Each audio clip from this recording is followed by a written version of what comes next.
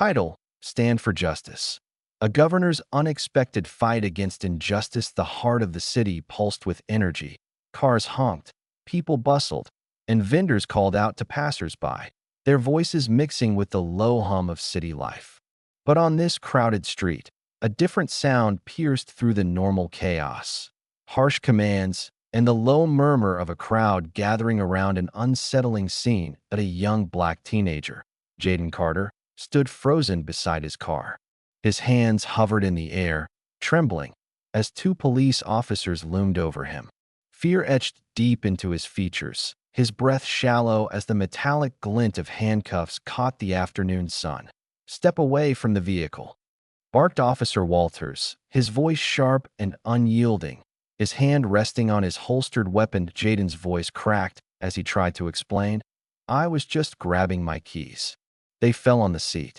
But the officer wasn't listening. Across the crowd, Elena Price stood, unnoticed at first. Dressed in simple jeans and a dark blazer, her auburn curls tucked beneath a baseball cap, she looked like any other concerned bystander. But inside, her heart raced, not from fear, but from the all-too-familiar surge of anger. She recognized the scene all too well. Memories of her late father, a civil rights lawyer who had spent his life battling injustice, flickered in her mind. He had taught her that silence, in moments like this, was complicity. Not today. Elena stepped forward, pushing through the wall of onlookers. "This ends here," she whispered to herself, her jaw set with iron determination. "Step back, ma'am." Officer Walters barked again, snapping out the words like bullets. But Elena didn't flinch. "Explain your actions," she demanded, her voice calm yet powerful, cutting through the murmurs of the growing crowd. Walters stiffened, caught off guard by her composure. "This is official police business. You need to explain. Why is this young man being treated like a criminal for standing next to his car?" She pressed. The crowd stirred. Phones were raised. The dull murmur grew louder. "Is that?" Someone whispered. It's the governor." Another voice shouted. The recognition rippled through the crowd like wildfire. Officer Walters paled. His grip on the cuffs faltered as he took a closer look at the woman now standing between him and his authority. Elena Price, the first black woman governor of the state. Whispers swelled into open chatter. "She's the governor. She's shutting this down. Look at him squirm." Walter's bravado melted under the weight of realization. He swallowed hard, but Elena wasn't interested in his discomfort. Her focus remained on Jaden, who stood frozen in fear. "Lower your weapon," she ordered Walters, holding out her badge. The crowd now wasn't just watching. They were witnesses. Every phone recorded, every word carried weight. Walters hesitated.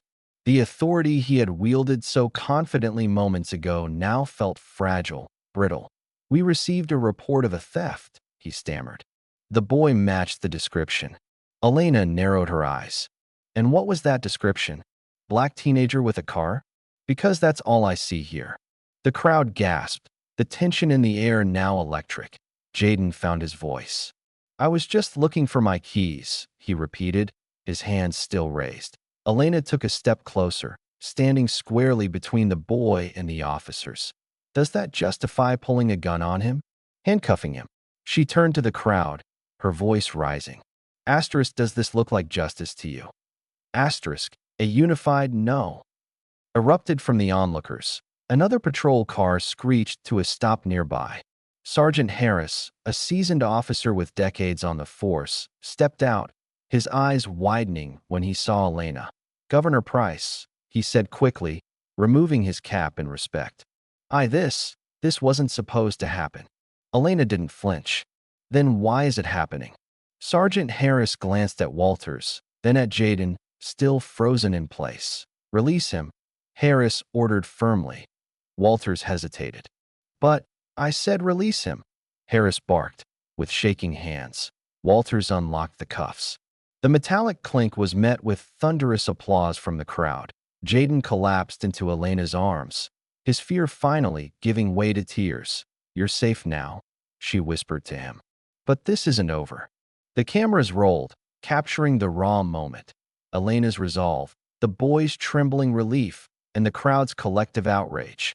Asterisk asterisk the tipping point asterisk asterisk the videos spread online before Elena even made it back to her office. Hashtags exploded across social media. Hashtag justice for Jaden. Hashtag Governor Price speaks out. Hashtag systemic change now. Within hours, the footage had millions of views. But Elena wasn't seeking headlines. She was seeking accountability. That night, she called an emergency press conference. Reporters flooded the steps of the Capitol building, their voices eager, their microphones hungry for sound bites. Elena stood at the podium, the state seal gleaming behind her. She looked out at the sea of flashing cameras, the weight of history heavy on her shoulders. What happened today wasn't an isolated incident, she began, her voice steady. It wasn't just about one teenager, one car, or one officer. It was about a system that allows fear and bias to dictate the lives of our citizens. She paused, scanning the crowd, letting her words sink in. And I am here to say, asterisk it stops now. Asterisk the applause was deafening. Asterisk asterisk a deeper battle asterisk asterisk, but not everyone was clapping. Behind closed doors, critics called it a stunt. Others accused her of undermining law enforcement. Elena met the backlash head-on. In the following weeks, she launched a statewide initiative. Asterisk asterisk the Justice Reform Act asterisk asterisk, mandating implicit bias training for all officers, increasing community oversight, and implementing body cam transparency. But more than that, she made it personal. That Jaden's case became the spark at public hearings. She sat beside his mother as they told their story. He's a good kid, his mother said, her voice breaking. But in that moment, they didn't see that. They just saw a threat. Elena leaned in. And that's the root of this. We can't train it away in a day, but we can dismantle the structures that enable it. The law passed. Asterisk asterisk a new future asterisk asterisk months later, Jaden stood beside Elena at a youth leadership conference. Before that day, he told the audience, I thought no one would ever stand up for me. That no one cared. But she did. And now, I know I can stand up for others, too. Elena smiled, proud but humble. This was why she'd taken office. Not for the headlines. Not for the power. For the people. For justice. And for the promise that no one would ever have to face that fear. Asterisk alone asterisk. Again, if this story inspired you, don't let it stop here. Share it. Talk about it. And remember, change starts with all of us.